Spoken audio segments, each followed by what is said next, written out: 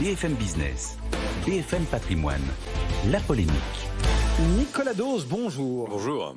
En cette journée du 8 mars, où en sont les inégalités entre les hommes et les femmes? Que nous disent les chiffres? Alors un mot avant les chiffres.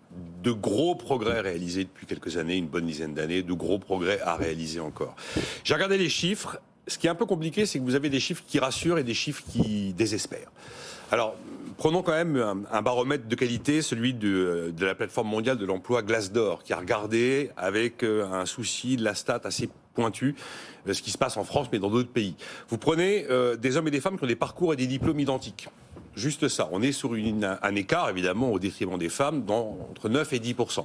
Ensuite, vous affinez, vous prenez parcours identique, diplôme identique, dans la même région, dans le même secteur, dans une entreprise de même taille. L'écart se réduit, l'écart tombe à 6%. Puis vous prenez le même parcours, le même diplôme dans la même entreprise, on va être sur un écart qui est inférieur à 5%, entre 3 et 5%. Donc déjà, il y a différentes photographies en fonction du point de vue.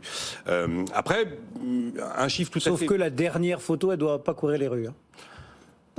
C'est toujours pareil, ce sont des moyennes. Après, vous allez toute personne qui m'écoute dira oui, mais ça, c'est pas le cas pour moi. C'est toujours pareil quand on fait des moyennes. Et dans un exercice audiovisuel de 2-3 minutes, on va pas vous faire tous les cas de figure de toutes les situations. Après, vous avez un chiffre tout à fait impressionnant qui vient d'un centre de recherche américain qui s'appelle Pew Research, qui a observé que dans les grandes métropoles aux États-Unis, c'est pareil, là, vous allez prendre une catégorie, vous prenez les femmes de moins de 30 ans, eh bien, elles sont partout aujourd'hui aussi bien, voire mieux payées que les hommes de moins de 30 ans. On se dit, tout va mieux.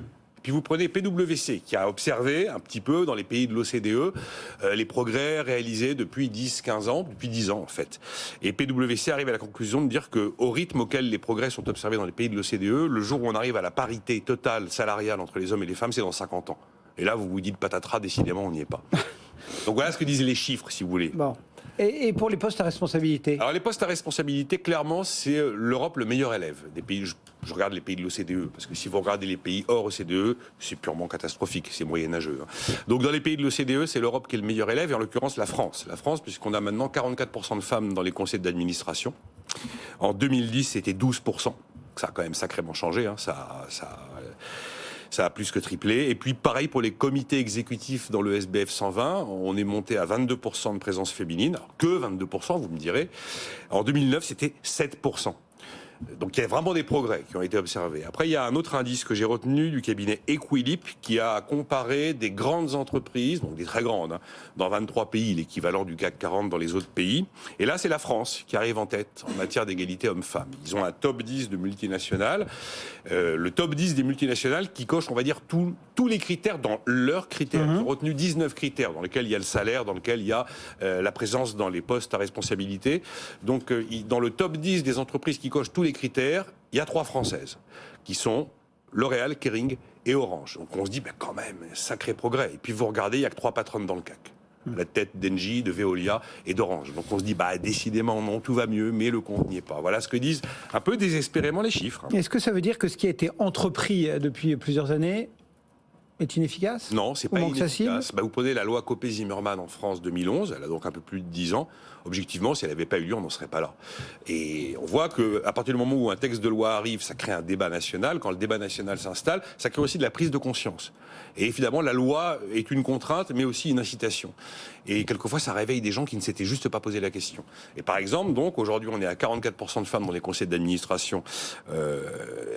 Et alors que Copé-Zimmermann impose 40% en 2030. Donc on a déjà dépassé l'objectif de Copé-Zimmermann en 2023 par rapport à ce qui est attendu pour 2030. Mais à l'inverse, on a créé, vous savez, un index égalité hommes-femmes. Alors il a été créé en 2019 pour les entreprises de plus de 1000 salariés. Il est devenu obligatoire au-dessus de 50 salariés en mars 2020. C'est très récent. On n'avait aucune étude d'impact de ce que ça a pu produire. Il y en a une qui a été publiée il y a 48 heures par l'Institut des politiques publiques, qui publie beaucoup sur beaucoup de choses en ce moment. Eh bien, il faut reconnaître que là, le résultat est quand même assez négatif. Parce qu'en fait, l'IPP a constaté que, d'abord, le mode de calcul de cet index égalité homme-femme est assez complexe, ce qui fait qu'il y a plein de dysfonctionnements dans des entreprises qui passent en dessous du radar.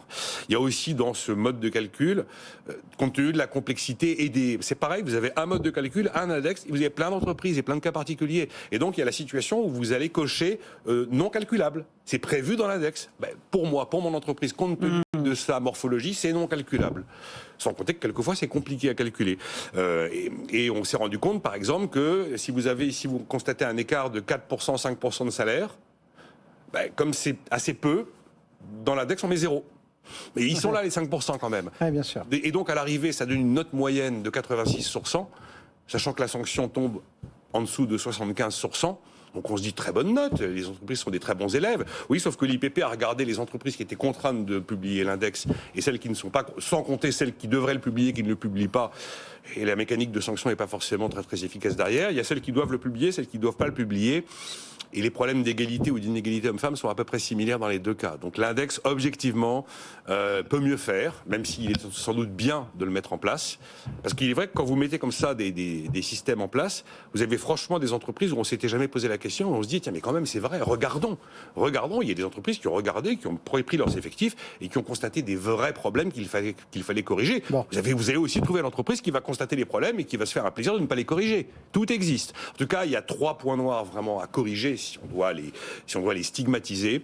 C'est le rattrapage salarial et le ralentissement de la progression de la carrière après les congés maternité. Et jusqu'à nouvel ordre, c'est quand même les femmes qui mettent au monde les enfants. Donc ça c'est compliqué à corriger.